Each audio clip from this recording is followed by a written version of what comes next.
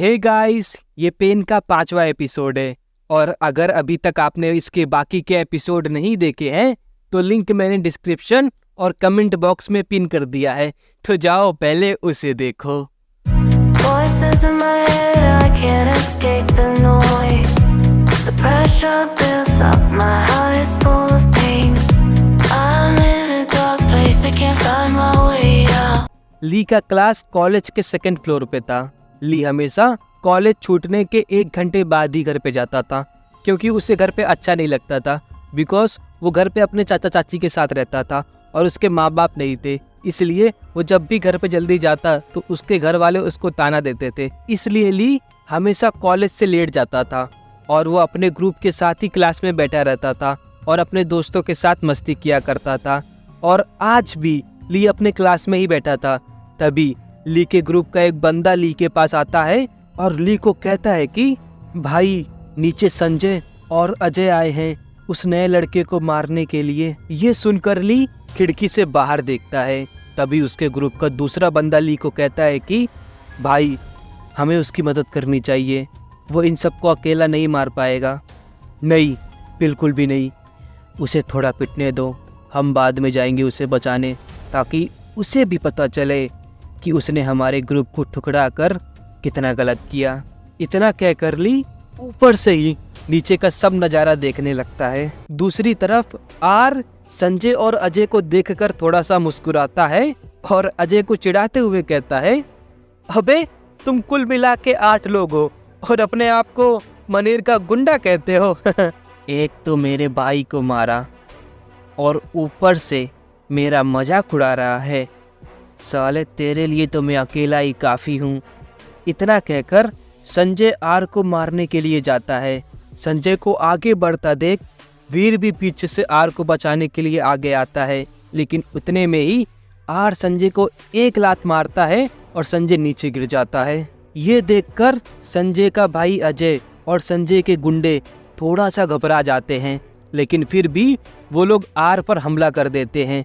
लेकिन आर का कुछ नहीं बिगाड़ पाते, क्योंकि आर को मार्शल आर्ट आता था और वो उन सबको बहुत बुरी तरह मारता है, बहुत ब्रूटली मारता है, क्योंकि बेचारे आर का दिल पहले से ही टूटा हुआ था और इन लोगों ने उसमें उंगली करके बेचारे को और दुखी कर दिया। इसलिए आर गुस्से में सबको बहुत गंदी तरह मारता है। और आर का ये रूप देखकर वहाँ खड़े सारे स्टूडेंट, जिसमें अलका भी होती है, ये देखकर डर जाते हैं और उनमें से किसी की भी हिम्मत नहीं होती कि वो लोग पुलिस को कॉल करें और इस लड़ाई को रुकवाएं। थोड़ी देर बाद जब लड़ाई खत्म होती है तो आर वहां से बिना किसी से कुछ बोले अपने होटल चला जाता है, पर वीर वहीं रहता है और वो एम्बुलेंस को फ़ोन करके बुलाता है और उन लोगों को हॉस्पिटल छोड़ता है।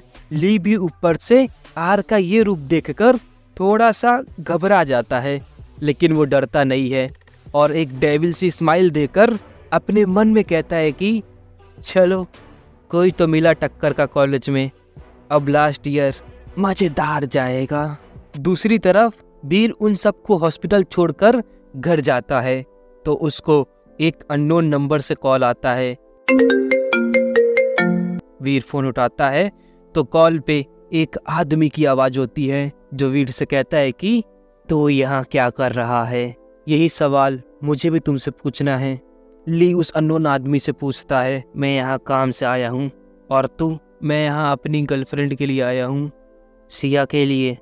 हाँ, सही कहा, पर तुम्हारा समझ में नहीं आ रहा है, तुम क्या कोई मिशन पे हो? हाँ। इतना कहकर वो अननोन आदमी फ़ोन कट कर देता है और दूसरी तरफ आर होटल पहुंचकर बिना प्रदीप से बात किए अपने बेड पर जाकर लेट जाता है और बस अलका के बारे में ही सोचता रहता है। कुछ देर सोचने के बाद उसे नींद आ जाती है और वो सो जाता है। अगले दिन जब आर कॉलेज पहुंचता है तो देखता है कि कॉलेज में एक नई लड़की आई थी, जिसका नाम सिया रहता है, जो दिखने में बहुत ही ज्यादा सुंदर है। पर सिया अकेले कॉलेज नहीं आई रहती, बल्कि उसके साथ उसका बॉडीगार्ड भी होता है, जिसका असली नाम किसी को नहीं पता, लेकिन सब उसे B2 कहते हैं। और B2 एक ऐसा बॉडीगार्ड है जो किसी को भी सिया के नजदीक नहीं आने देता था। भले वो लड़का हो या लड़की, और अगर कोई गलती से भी सिया को टच कर ले तो बीटू उसका हाथ पैर तोड़ देता था। इसलिए क्लास में घुसते ही बीटू ने क्लास के सभी लोगों को ये कह दिया था कि अगर कोई लड़का या लड़की सिया से बात करने की कोशिश भी करेगा तो उसके हाथ पैर टूटने का जिम्मेदार वो खुद होगा। इसलिए क्लास में सभी लोग सिया से थोड़ी दूरी बनाए रखते हैं और आर भी ये देख के थोड़ा सा सोचता है, लेकिन वो इस चीज को इग्नोर मार के अपनी जगह पर जाकर बैठ जाता है। कुछ देर बाद क्लास में वीर आता है और वीर की सबसे पहले नजर सिया पर पड़ती है और सिया को देखते ही वीर की आंखें खुशी से चमक उठती हैं, क्योंकि सिया वही लड़की थी जिससे वीर प्यार करता है। पर सिया का रिएक्शन कुछ और ही होता है वीर को देखकर। वो जब वीर को देखती है तो वो थोड़ा सा शॉक हो जाती है, क्योंकि आखिरी बार जब सिया ने वीर से बात किया था तो वीर मुंबई में था और अब अचानक वीर उसके सामने खड़ा है। सिया इसके पहले कुछ समझ पाती, वीर उससे बात करने के लिए उसके पास आने वाला होता है कि अचानक सिया का बॉडीगार्ड वीर को बीच में ही रोक लेता है और वो वीर को एक जोरदार मुक्का मारता है, जिससे वीर वहीं पर बैठ जाता है। और फिर वो बॉडीगार्ड वीर से कहता है कि मेरा एक मुक्का खाने के बाद भी आंखों में डर नाम का चीज नहीं है तेरे अंदर, मानना पड़ेगा तुझे, पर ये तो बस शुरुआत है, आगे तेरे साथ क्या क्या करूँगा तू सोच भी नहीं सकेगा। रुको प्लीज, सिया अपने बॉडीगार्ड को रोकते हुए कहती है। सॉरी मैम, नहीं रुक सकता, ऊपर से ऑर्डर है कि जो भी आपके नज़दीक आएगा उसका वो हाल करूं जो वो सपने में भी नहीं सोच सकता। प्लीज रुक जाओ, और अगर तुम नहीं रुके तो मैं खुद को ही नुकसान पहुंचा लूंगी।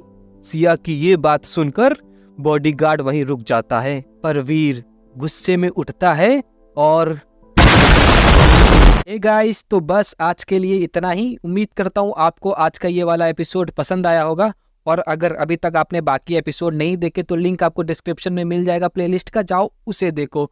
और हाँ, अगर आपको वीडियो पसंद आया तो प्लीज़ लाइक करना, शेयर करना और कमेंट करके बताना कि आपको ये वीडियो कैसा लगा। और हाँ, अगर आपको मेरे से बातें करनी है तो आ जाओ यार, इंस्टाग्राम पे किस बात की देरी है, मैं तुम्हारा इंतजार कर रहा हूँ, आ जाओ।